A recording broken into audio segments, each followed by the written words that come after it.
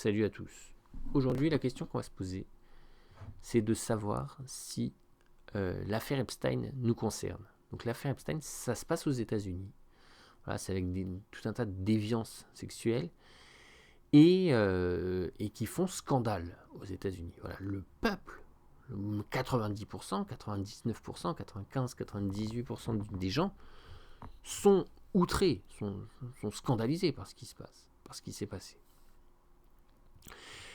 Et donc il y a 1 ou 2% qui a fait des bêtises.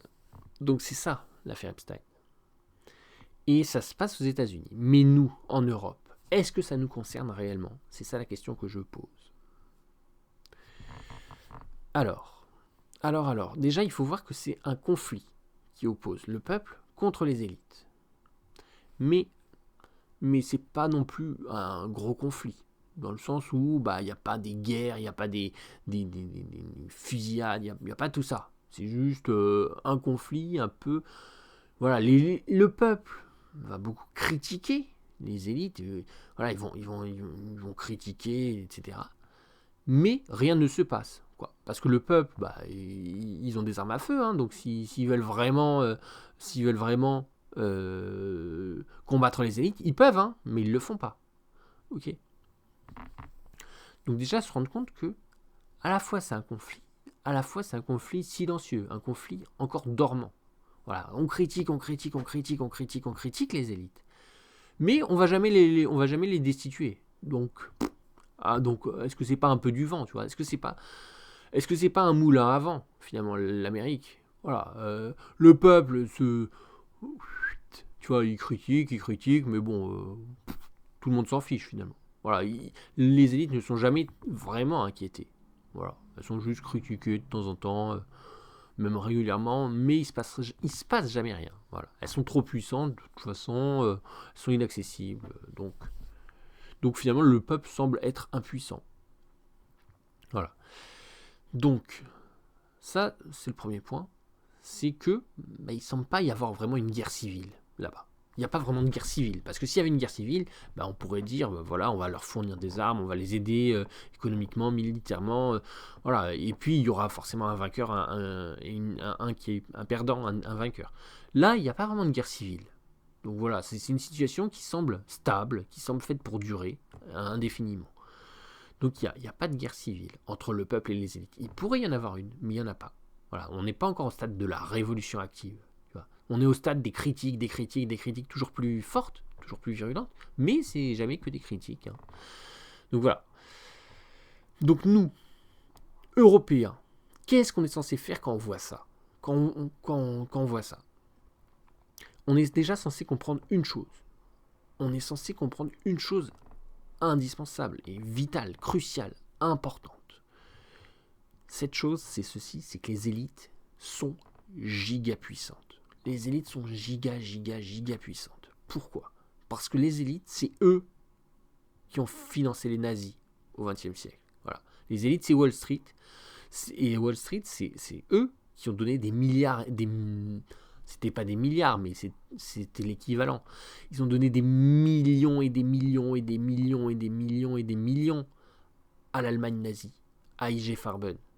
Donc voilà, il y a un livre de Anthony Sutton qui nous explique que Wall Street a donné énormément d'argent à l'Allemagne nazie et à Adolf Hitler. Donc c'est ça l'ennemi, c'est ça les élites, c'est eux qui sont à l'origine du scandale. Et ils sont infiniment puissants. Voilà, ils ont tellement d'argent qu'ils sont infiniment puissants. Donc déjà c'est eux qui avaient financé les nazis. Donc c'est pas genre un petit poisson. Tu vois, notre ennemi, c'est un énorme requin de 50 tonnes et de 50 mètres. Ok? Donc ce serait une énorme erreur de les sous-estimer. Parce que certes, ils sont peu nombreux. C'est 1% ou 2% de la population. Pas plus. Ils sont infimes. On se dit, mais ils sont faibles. Ils sont pas du tout faibles. Voilà. Ils ont vraiment la capacité à nuire à l'Europe, à faire du mal à l'Europe. Donc il faut être extrêmement prudent et vigilant et méfiant. Ok. Voilà. Si nous, on fait une guerre directe contre les élites, bam, on va se faire arracher, on va se faire fracasser en 12 000 morceaux. On ne peut pas faire une guerre directe contre les élites parce que ils sont 3 fois, 1000 fois plus puissantes que nous. Ok, et la preuve ultime, hein, c'est que, bah voilà, au XXe siècle, c'est eux qui ont financé les nazis. Donc voilà, aujourd'hui, ils seraient très bien capables de financer n'importe quel pays sur la planète, y compris un pays un peu farouche, un pays qui nous aime pas, un pays un peu extrémiste, et du coup, nous on se retrouverait avec ça sur les bras, avec par exemple, ils vont donner des milliards à je ne sais quel pays, et ce pays va nous faire la guerre, donc on ne peut pas faire ça. Voilà, on est obligé de respecter le droit international. Ok, on ne peut pas faire de l'ingérence aux USA parce que tout simplement, on n'est pas des dieux. Hein, on n'est pas des dieux, on n'est pas omnipotents. On est juste des humains et les humains, on a nos limites. Voilà. On a nos limites. Donc comprendre que ça, c'est du requin de 500 tonnes. Ok, ça, c'est un requin de 500 tonnes et nous, on est un petit nageur en bikini. Là, on est un petit nageur en bikini. Là, on a un requin de 500 tonnes. Donc, vous voyez le truc que ce n'est pas possible. Ok. Alors, comment faire Parce qu'on ne veut pas non plus être amis avec des gens qui ont des dérives, qui font des déviances, qui font des choses pas normales, tu vois. Donc, comment faire on ne peut pas déclarer la guerre, mais ce qu'on peut faire, on ne peut pas combattre directement, mais ce qu'on peut faire, c'est s'éloigner. Voilà.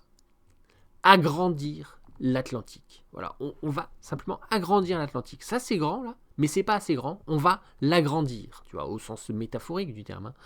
On va agrandir. On va faire en sorte que il y ait moins de bateaux qui passent, qu'il y ait moins d'avions qui volent. On veut plus communiquer avec là-bas, de l'autre côté, outre-Atlantique. Ça nous intéresse pas. Voilà, restez chez vous, nous on reste chez nous, et puis les moutons seront bien gardés, tu vois. Genre, il faut agrandir l'Atlantique. Oubliez un peu, tu vois, les gens à gauche, là, c'est bon, on a vu, on voit ce que vous faites, ça nous intéresse pas trop, on n'a pas trop envie d'avoir la même chose chez nous, c'est bon, tu vois, ça va aller. Ok, donc diversifier nos alliances, c'est-à-dire, certes, on est allié avec les USA, même s'ils ont des déviances, hein. On est allié avec les USA, mais on va aussi peut-être s'allier avec la Russie, parce que eux, ils ont moins de déviance, tu vois. Ils ont moins de déviance. Ok. Ensuite, on va peut-être s'allier avec la Chine, parce que eux, pareil, ils sont quand même plus respectables, tu vois. On va s'allier peut-être avec l'Inde. Voilà. Donc on a des alliés côté Est. On n'est pas obligé de se trouver des alliés côté Ouest, là. Ok. Donc diversifier nos alliances. Agrandir l'Atlantique. Ok. Donc voilà, on n'est pas obligé d'avoir une alliance exclusive avec les USA. Voilà, se créer notre propre force armée, notre propre force militaire européenne, sans avoir besoin d'appartenir à l'OTAN. Voilà, l'OTAN c'est bien mignon, mais l'OTAN ça a fait son temps. Voilà, donc arrêtez d'avoir cette alliance exclusive. L'OTAN c'est bien, je critique l'OTAN, mais ça reste bien. Mais l'OTAN c'est un complément. Voilà. Le truc principal, c'est une armée européenne, et l'OTAN, ça vient en complément. Voilà. Donc ça, c'est important de le voir. Voilà, c'est pas normal que y ait des pays en Europe qui achètent des avions américains qui puissent pas démarrer sans l'approbation américaine. Donc ça, c'est pas normal. Parce qu'à ce moment-là, c'est pas un achat, c'est une location. Donc on ne dépense pas 50 milliards pour louer un avion. Ça n'existe pas. Ok.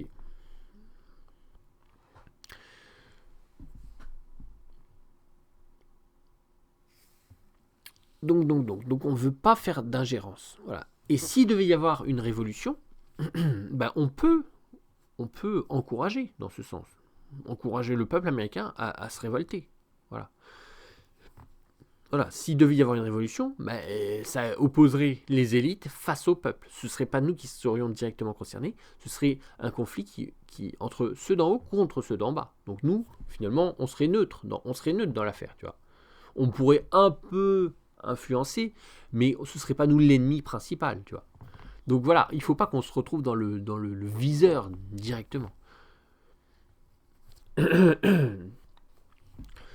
Voilà. Alors, ensuite, donc agrandir l'Atlantique et protéger, surveiller nos frontières. On voit ce que ça donne aux USA. On voit ce qui se passe. On voit qu'il y a des déviances. On voit qu'il y a des dérives. Et donc, des dérives qui s'exportent malheureusement. Des dérives qui malheureusement viennent jusqu'à nous. Et ça ne nous fait pas plaisir. On n'aime pas avoir ça qui arrive chez nous comme ça.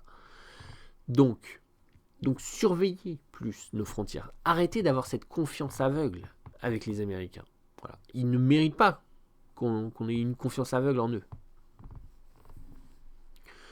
Donc voilà, voir, surveiller, améliorer les relations intra-européennes. Voilà. Notamment avec l'Angleterre. Parce que l'Angleterre, c'est un très beau pays, l'Angleterre. L'Angleterre, ils sont dans la même situation que nous. Ils sont amis avec les Américains, mais aujourd'hui ils sont dégoûtés, ils sont écœurés de voir ce qui se passe là-bas. Donc, eux pareil, ils n'ont plus trop envie d'être potes avec les Américains. C'est pas la peine, si c'est pour qu'il y ait des gens qui fassent n'importe quoi et qui fassent des abus sexuels, etc. C'est pas la peine, on n'a pas envie d'être amis avec ces gens-là et de les avoir comme alliés exclusifs. Donc, les Anglais sont un peu dans cette situation de solitude et d'isolement. Et la France aussi. Et c'est l'occasion rêvée pour s'unir, pour s'allier. Voilà. Donc, il y a toujours eu une amitié franco-anglaise. Et c'est le temps de la raviver. Tu vois, certes, il y a eu le Brexit récemment. Bon, il y a eu un Brexit. Mais ça ne veut pas dire que l'amitié a disparu. Donc voilà, maintenant qu'on voit que les Américains ils font un peu n'importe quoi, c'est peut-être le moment de se dire, voilà, les Français et les Anglais, ils sont copains. Parce que nous, au moins, on a vraiment un sens de la morale un peu plus fort, un peu plus prononcé. Voilà. Une meilleure éthique, une meilleure morale. Donc on va être amis entre nous, tu vois. Donc voilà, dans toute crise, y a une opportunité. Voilà. Si eux, ils se mettent à faire n'importe quoi, c'est pas grave. On s'éloigne un peu. On retrouve une ancienne amitié qui s'était un peu estompée. Et voilà, et on se débrouille comme ça. Ok. Donc, je reviens à la question de départ. Est-ce que l'affaire Epstein nous concerne ? Malheureusement oui, parce que malheureusement, ça s'exporte jusqu'à nous. Donc déjà, il faut lutter contre ça. Voilà, on veut pas que ces pratiques abominables elles viennent jusqu'en Europe. On veut pas que ça s'installe chez nous, sur notre territoire, etc. Donc oui, ça nous concerne. Et donc, il va falloir avoir une surveillance renforcée. Ok ? Ça nous concerne, mais nous, on est un petit nageur en bikini. Eux, c'est un requin de 50 tonnes et de 50 mètres. Donc, ça nous concerne, mais on ne peut pas lutter nous-mêmes directement. Voilà, s'il doit y avoir un combat, ça doit être le peuple contre les élites. Ça ne va pas être nous contre les élites. Tu vois, ça n'existe pas, ça n'est pas possible. Parce qu'on ne sait même pas le peuple vraiment ce qu'il fait, ce qu'il ne fait pas, ses choix, machin. Voilà. Si il doit y avoir un conflit, ce sera le peuple contre les élites. C'est pas à nous de faire une révolution aux USA. C'est même pas notre pays. Ok. On ne sait pas. Nous, si on attaque les élites et puis que le peuple, même le peuple, il se met à nous attaquer nous, on a tout perdu. Tu vois. C'est vraiment qu'on s'est fait totalement bananer. Donc, s'il doit y avoir un conflit ouvert, ce sera là, le haut contre le bas. Voilà. Ce ne sera pas nous contre les élites. Donc voilà. Ça nous concerne, mais on ne peut pas intervenir. Voilà, tout simplement. On ne peut pas intervenir, ils sont trop forts et trop puissants, ils ont trop des milliards et des milliards et des milliards. Ils ont l'argent infini, puisque de toute façon, chaque année, La Chine leur prête des milliers de milliards.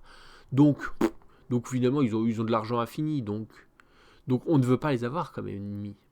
On ne veut pas les avoir comme ennemis, tout simplement. Donc voilà. J'espère que ça vous a intéressé. Et je vous dis à la prochaine. Salut.